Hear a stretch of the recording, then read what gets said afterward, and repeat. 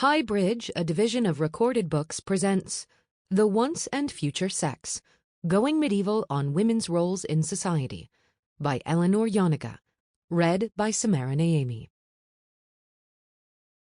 Introduction. In late 14th century Prague, Archdeacon Pavel of Janowice embarked on a tour of the Grand Imperial City's parish churches to see if locals had any religious issues that they wanted addressed. In the parish of St. Andre the Greater, in the Old Town, the archdeacon was alerted to the presence of a certain woman called Domka. According to her fellow parishioners, Domka was living with, and even heading, a group of suspect women in the house of a man called Henry, even though she was married to one of the king's chamberlains. To make a living, the women were selling blessed herbs to customers who complained of head ailments. This arrangement was a suspect religious emergency for several reasons. First, Domka was living outside her husband's control, while the others didn't seem to be attached to any man at all other than their landlord. Second, while their herb business was technically licit, the fact that a bunch of women were participating in it made it seem to be pushing the bounds from standard herbal medicine into magical remedies. And third, a group of women living together like this meant that they must be running and working in an unlicensed brothel. The community concern about Domka and her roommates shows us that women in medieval Europe had it bad, but not in the way most of us think. We know they had a difficult time because our society was built by theirs. And women are still at a disadvantage with men. Today, women face, among other things, lower wages in return for the same work, a disproportionate workload at home, disbelief from medical professionals about our pain levels, an expectation that we will always look sexually attractive but engage in sex only with our correct and designated partners and in exactly the right amount, and sexual harassment and huge risks of sexual and physical assault while we go about our daily business. If we are still going through all this now, in the era of feminism, it stands to reason that medieval women had it worse, lacking the benefits of the pill, the Equal Rights Act, and Dolly Parton's 9 to 5. Yet we seldom take the time to learn how medieval women were considered and treated in their own time and why, instead assuming that they just faced a more draconian version of our same issues. This is somewhat true, as Domka and her pals were reported to the archdeacon, who had the power to excommunicate them from the church and have them driven from their homes. In this case, however, nothing seems to have happened at all. Were these women suspect and the subjects of communal monitoring and gossip? Yes. Was the church going to do anything about it? No. After all, these women seemed just to be doing what women naturally did. Suspicious stuff. There was no real way to stop that. When we ignore history like this and assume that women have always been treated in one particular way that we are only now beginning to overcome, we accept that our society has always been this way, and indeed should be this way. Our world as a collective is simply responding to the natural deficiencies of women and is organizing itself to adjust for them. We tend to agree that our society is beginning to address such shortcomings now, yet we assume that women in the past were treated as we are treated, for the same reasons, just without the benefits of the modern world to help them make up for their own innate and natural deficiencies. The fatalism of such assumptions is rage-inducing. The idea that this is how things always were and that our societal expectations of women have developed as a result of some immutable truth about over half of the world's population is just too convenient. More to the point, it is also wrong and has no historical basis. Whatever problems we may have with women now, we don't generally agree that they are so sex-crazed and heretical that when left to their own devices, they will start a brothel with a nice little side racket in magical herbs. Clearly, some things have changed. If we want to understand how Western society got its current attitudes about women, we have to retrace its steps back to medieval Europe. Sadly, we often treat medieval European history as the ultimate in obscure or unnecessary knowledge. We use the term medieval as shorthand for backward or barbaric, as something that we've learned from, moved past, and bettered ourselves as a result of. We are so sure of what we would find if we took a look at medieval history that we often don't bother. But this attitude is not only incorrect, It is also one reason our society is not moving toward an equitable future. Medieval literally means middle time. It describes a span of about 1100 years, from the fall of Western Rome in 476 to sometime in the 16th century, the interval between the ancient period and our modern period. In other words, it acts as a kind of bridge, explaining how modern society moved from the ancient world to its current state, or rather it would if we paid attention to it.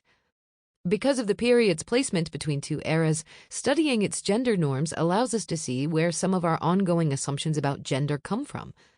Our consideration of women as naturally weak and inferior, and therefore requiring protection and guidance, is an ancient and medieval holdover.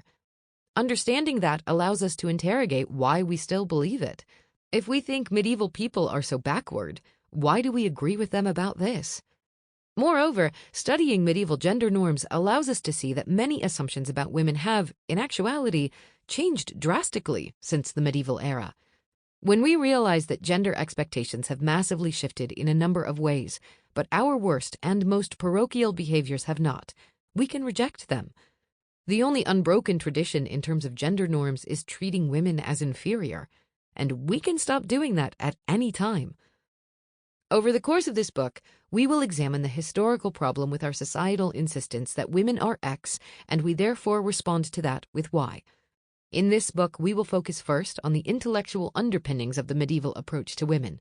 The ancient writings of Plato, Aristotle, Galen, and Hippocrates shaped medieval society's philosophical approach to women and gender. Further, to understand the religious bedrock of medieval Europe, we will consider the Church Fathers, like Augustine and Jerome, whose works provided the framework for Christian theology. Armed with a good understanding of ancient thinkers, we can encounter their medieval counterparts. They will include theologians like Albertus Magnus, Aquinas, and Hildegard of Bingen, but also secular writers like Chaucer and Christine de Pizan, whose literary works reflect the views that their academic counterparts argued over. Once we have a solid grasp of whose ideas these were and how they were transmitted, we will move on to a consideration of beauty, that most important of feminine features. We will see that just as medieval people looked to the past to guide their understandings of knowledge, so too did they look back to learn how to identify which women were hot. Understanding the medieval checklist for attractive attributes helps to explain medieval women's beauty and fashion regimes and allows us to consider the work that they put into living up to the specific beauty standard. Even though they were told that there was exactly one way to be attractive, women were also instructed that they should under no circumstances attempt to live up to that expectation. Women were simply meant to be beautiful effortlessly. To attempt to meet the beauty standard was to face ridicule and even to gamble with their own soul.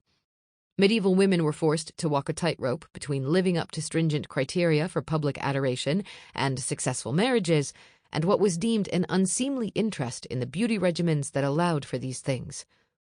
Frustratingly, the beauty that women had to embody was often also condemned because it distracted men's minds from lofty civic and religious considerations to the most base and feminine of subjects: sex. To better understand medieval attitudes toward sex, we have to understand the theological expectations that medieval people navigated. Yet most medieval Christians were happy to gamble with their souls here and there for a good time and put it upon women to trespass against the Holy Church's prohibitions on sex. Unlike in our day, women were conceptualized both as sex-addled and as insatiable in their demands, to the point that there was constant worry that women would be adulterous. They were even thought to turn to magic if their sexual demands were stymied. Overall, the medieval concept of women's sexuality looks almost nothing like ours, except that it was considered wrong. After we establish how women were meant to look and love, we will turn more broadly to the expectations of medieval women outside the bedroom. First and foremost, women were seen as wives and mothers. The Church at times attempted to intervene and set them on a path to religious contemplation and celibacy. By and large, however, to be a woman meant to be viewed as breeding stock. While most women did marry and have children, they were also expected to be heavily involved in any number of occupations. The majority of medieval women were peasants, performing agricultural labor that ground on month after month and year after year. Outside farm work, peasant women, like their city counterparts, might be involved in cottage industries, like weaving, baking, or brewing beer. Some women worked in rarefied occupations as artists and artisans, as shopkeepers and traders, medical professionals, and, when the church got its wish, as nuns. Still, wealthy women did not have lives of leisure. Being a noble or royal woman was in and of itself a form of specific and taxing work. So while women were first and foremost wives and mothers, they were never considered just that. To be a medieval woman was to be a worker, even if that work was not necessarily valued in the same way that men's labor was. Finally, we will move on to our own expectations in these same areas. We will see how the philosophical and academic justifications we've developed about women's nature are used to insist that our attitudes towards women have always been in place, but that we are also now living in a golden age for women. Knowing both the presumptions about medieval women and the reality of their lives, the current expectations we place on women will appear as anything but traditional. Our notions of the ideal woman have changed a great deal over time, as has our concept of what exactly is wrong with women. What has remained static, unfortunately, is our desire to subjugate women, to judge them by the harshest possible standards and find them wanting. The outcome is the same. It's just that the justification for reaching it has changed. This work is not, however, fatalistic. If our ideas about women are continuously remade to justify our poor treatment of women, they can be remade to respect women's abilities and desires. Once we understand that our biases about women are culturally constructed, we can deconstruct them and start again. So, in Chapter 1, let us begin the demolition at its base, the philosophical framework of the medieval understanding of women. Chapter 1. Back to Basics. In 1371, Geoffrey Chrétien de la Tour Landry began to write a book for his daughters. In its preface, he recorded his overwhelming love and devotion for their mother, who was practiced to all honor and to every excellence, and hers was courtly carriage and demeanor. Of the good, she was the best.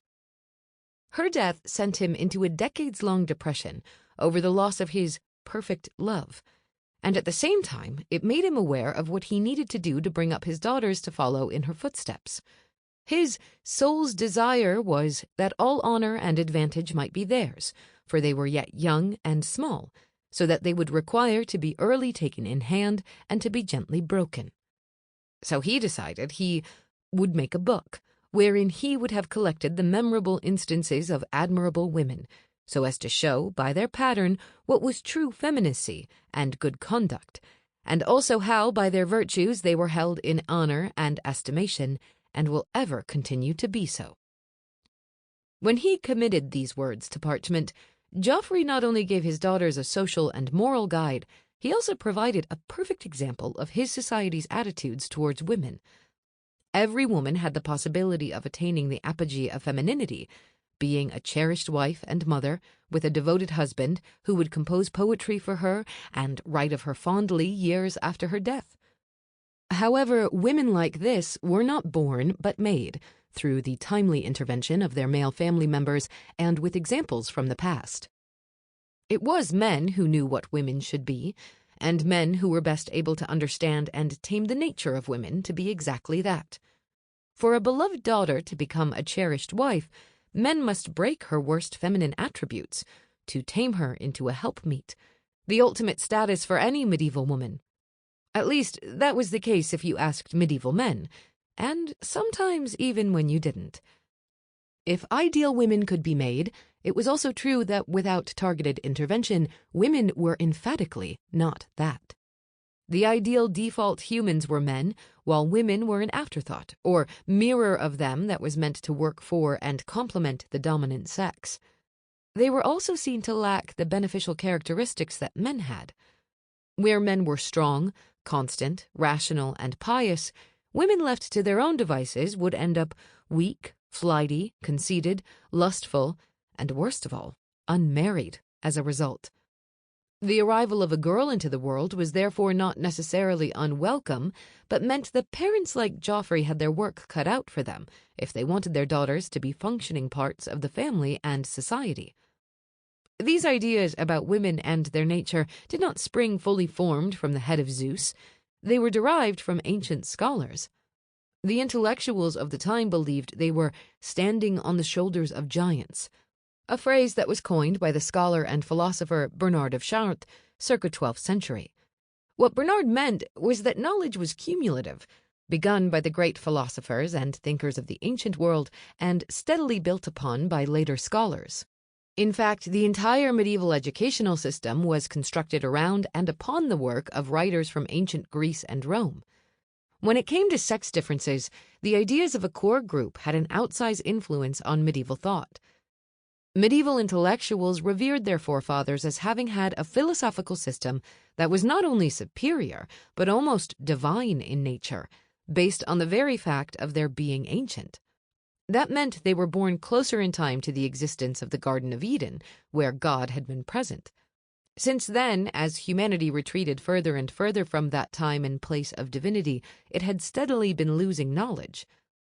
The creation myth, meanwhile, provided a fertile theological starting point for medieval philosophers and theologians. It was just one part of a sophisticated Christian theological framework, added to in the patristic era, which lasted from roughly AD 100 to 450, by the Church Fathers, on which medieval European scholars sought to expand. To understand how medieval people thought about women, first we have to understand where they got their ideas. This means looking back to the ancient past to see the giants whose shoulders the medieval people were standing on. Theorizing women's bodies. Hippocrates. The most ancient of the writers whom medieval thinkers revered was the Greek physician Hippocrates of Kos, circa 460 to 370 BCE. Even today, Hippocrates, as close to a household name as you can be when you're 2,500 years old, is hailed as the father of medicine. His name is forever attached to the Hippocratic Oath, which all doctors take as their main tenet, and which commands them to, among other things, abstain from all intentional wrongdoing and harm, apply for the benefit of the sick all measures that are required, and remember that they remain a member of society with special obligations to all their fellow human beings. Hippocrates founded a school for physicians and thus gave rise to an entire class of well-trained medical practitioners, all of whom stressed professionalism and careful observation of systems and techniques. Confusingly, because of this school and the number of people it trained, a lot of Hippocratic texts weren't necessarily written by this one man. Instead, it is a corpus of texts written by his acolytes and those trained using Hippocratic methods. You may wonder how people in medieval Europe could have been reading and writing about Hippocrates, since as an ancient Greek he was, reading and writing in ancient Greek. The answer is that they were reading him in translation, as generations of students had been doing for centuries. Hippocratic texts had long formed the backbone of medical training in the classical world. They were still taught in Alexandria when it became the center of learning for the Roman world. The Romans, as you may well know, spoke Latin and were intent on translating important works into Latin in order to save themselves the trouble of learning ancient Greek. The Hippocratic texts thus entered Roman libraries in their common tongue. When the Western Roman Empire fell, Hippocrates' popularity did not fall with it. The Ostrogoths, the so-called barbarians who toppled the dying Western Roman Empire, copied the Alexandrian Hippocratic model for training their physicians in their new capital at Ravenna. In fact, the Ostrogoths liked Hippocrates so much that they went out of their way to translate texts that hadn't made the jump to Latin yet. These included works like Diseases of Women, which pretty much does what the title says, as well as his aphorisms, which had short, pithy statements to guide physicians, starting with, "Life is short, and art long, the crisis fleeting, experience perilous, and decision difficult. The physician must not only be prepared to do what is right for himself, but also to make the patient, the attendants, and externals cooperate." The Hippocratic school and its texts are absolutely critical to understanding classical and medieval medical thought. But although its system was based on observation, we would not call what they practiced medicine or science today. As a case in point, one of the absolute cornerstones of Hippocratic thought was something called humoral theory, or humorism. The idea behind humorism was that humors existed as 4 liquids in every human body: blood, phlegm, yellow bile, and black bile.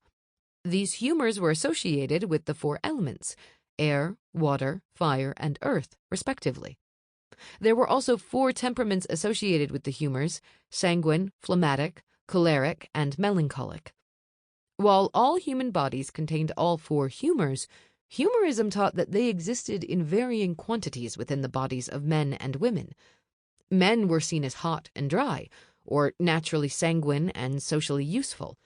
Women, in contrast, were cold and wet, therefore more likely to be phlegmatic or placid. Having said that, the fact that all humans had all 4 humors meant that people's humoral balance allowed some wiggle room for how they behaved. The historian Sherry Syed Gadelrab has characterized these differences as a sliding scale between the sexes, meaning that Hippocrates and his acolytes accepted the possibility that a person could be more masculine or feminine than others in his or her own sex. A person's humoral balance also changed over their lifespan, a process depicted much like the passage of seasons through the year. Young people were considered drier and warmer, and older people colder and wetter. These were not merely descriptions or observations. They served as a system for how the humors should interact with each other. Women should be cold and wet and behave in a particular way, but you might meet some who were hotter and drier than the average. There could be feminine men and masculine women. The temperament of various sexes could change because of certain activities. By certain activities, of course, I mean sex. In his treatise On Generation, for example, Hippocrates announced that women should have intercourse with men because their health is better than if they do not. Intercourse, by heating the blood and rendering it more fluid, gives an easier passage to the menses, whereas if the menses do not flow, women's bodies are prone to sickness. This is instructive in several ways. It tells us that the Hippocratic concept of women's bodies was that they were A, strange, and B, prone to failure, specifically because they have uteruses.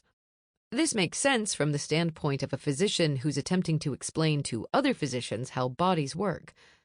The thing about women, as opposed to men, was that they had all this stuff that men did not, and it was inside them, where it was difficult to observe. As a result, Hippocratic scholars' concern figured primarily on the unruly and unknowable uterus and what it was up to inside the secretive female body. For them, the uterus was an independent entity inside women. As a result, it could wander around and cause medical problems that men didn't have, including a condition known as hysteria, which caused a sense of suffocation, trembling, anxiety, and, in extreme cases, convulsions and paralysis. One surefire way to alleviate hysteria was to become pregnant. During pregnancy, the womb couldn't wander, as it was pinned in one place while the fetus was growing. If a post-pubescent woman was not currently pregnant and ideally was married, she should have sex regularly in order to keep the uterus well moistened and warm. Otherwise, without sex, the uterus might not bleed on time, or it might move toward the other wetter organs in the body, the brain or heart or liver, in order to absorb their moisture. A woman with her womb on her brain could act irrationally, making life difficult for everyone around her. Undersexed women were therefore a matter of public concern. In the Hippocratic world, and therefore in the medieval world, a liver was a liver and a brain was a brain, but women had an extra weird thing that made them incomparable to men. Women were physically more complicated, and their complication was mysterious and unknowable by virtue of it being inside them. This prevented much medical study because anatomical dissection was essentially unheard of in ancient Greece. This was because corpses were seen as a potential pollutant, especially if the skin was cut, and because legal and religious prohibitions upheld the sanctity of the dead. All in all, then, women's internal anatomy stayed a secret over this period. Spiritually philosophizing women. Plato. Physicians weren't the only ancient thinkers to hold forth on sex. The philosopher Plato had a lot to say on the subject as well. What Plato thought about women was particularly influential because, much like Hippocrates before him, he didn't philosophize in a vacuum. He started a school and thereby guaranteed his own legacy. Plato's was outside Athens, and it was called the Academy. At the Academy, Plato inaugurated whole branches of thought and began the European tradition of dialectic and dialogue. He also thought about sex. In the ancient world, it is fair to say, Plato's writing was as big a deal for philosophers as Hippocrates was for physicians. And his dialogue Timaeus was an equally big influence on medieval thinkers. The Timaeus was particularly popular in the medieval period, crucially because it was circulating in Latin translations. There were two versions circulating during the period, both from the 4th century, but the translation attributed to the 4th century Roman philosopher Chalcidius was generally favored. The medieval interest in the Timaeus is of note for us because within it Plato approaches women as a spiritual quandary. Here he presented his creation myth, which established the physical world as a moral proving ground, wherein men, who were considered to be the only humans, strove to achieve a higher state of being. Those who failed to do so were returned to Earth to live again. Yes, it is more or less an ancient Greek version of the Buddhist concept of reincarnation. But guess what? The men who were returned? They were punished for their inability to live a moral life by being sent back as women. Once women existed alongside men, the gods created sexual desire. Plato argued that sexual desire existed in a gendered manner. In men, the gods opened a special passage from the brain going along the spine that allowed semen to travel from the brain into the testicles. The semen itself had a soul and wanted to be released into uteruses in order to create new life. This desire was eros. The thing about eros was that it made men's penises act in an involuntary manner. Plato saw the penis as essentially out of control, a type of living, willful animal. This, in turn, mirrored his concept of the uterus. Much like the Hippocratic thinkers before him, Plato felt that the corresponding generative organ for women was an erratic creature, climbing around inside the body and animated by a corresponding female sexual desire. Like Hippocrates, he argued that the uterus had to be pacified and pinned in place by pregnancy. Therefore, the unruly aspects of both penises and uteruses could be calmed through generative sexual activity. The fact that Plato accorded wildcard status to both penises and uteruses might seem like a kind of evolution or marker of progress over Hippocratic thought. It was not. While the unruly penis makes a brief appearance in his characterizations, the wandering uterus is a major figure, as well as the necessity of keeping it held in place by making babies. At the same time, there is a hierarchy to the way that Plato describes the generative desires of these organs. Semen wants to be released because it has a soul. Uteruses, meanwhile, desire to be given this material and its soul to make babies. Plato understood women as fallen men, and naturally inferior to men as a result.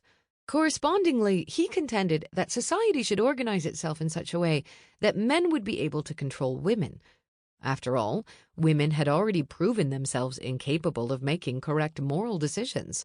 Otherwise, they wouldn't even be women. Philosophizing women's bodies.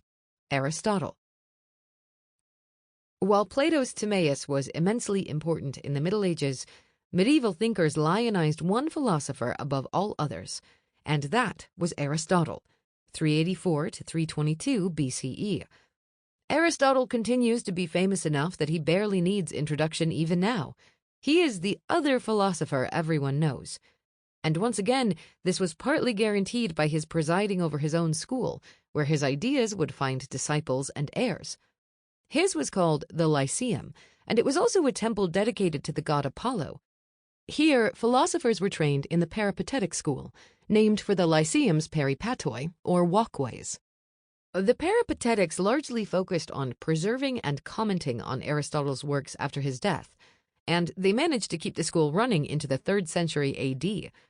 After that, Aristotle's works were picked up by the Romans, who were keen on demonstrating that they were the logical heirs to the Hellenistic world.